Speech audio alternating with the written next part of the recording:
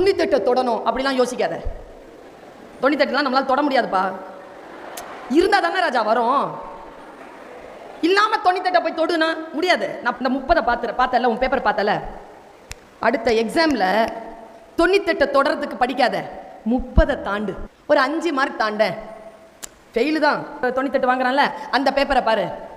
அவன் 96 வாங்கியிருந்தான்னு வச்சுக்கோயேன், அப்போவும் அவன் தான் ஃபஸ்ட்டு. ஆனால் நான் சொல்கிறேன், நீ 30லேருந்து 35 போயிருக்க, அவன் 98லேருந்து 96 வந்திருக்கான், அவன் தோக்கறான், நீ ஜெயிக்கிற. இவ்வளவுதான் பிள்ளைகளா ஸ்ட்ராட்டஜி. யாரையும் பார்த்து மிகப்பெரிய இலக்குகள் கொள்வது அல்ல வெற்றி. உன்னுடைய எல்லையை அடுத்த அடுத்த அடுத்த கட்டத்திற்கு ஏறிக்கொண்டே போவதற்கு பெயர்தான் வெற்றி.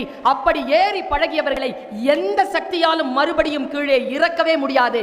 ஏனென்றால் அவர்களுடைய ஒவ்வொரு படியும் நம்முடைய வாழ்க்கையில் நாம் முன்னேற வேண்டும் முன்னேற வேண்டும் முன்னேற வேண்டும் என்கின்ற மிகப்பெரிய இலக்கோடு முன்னேறுவது.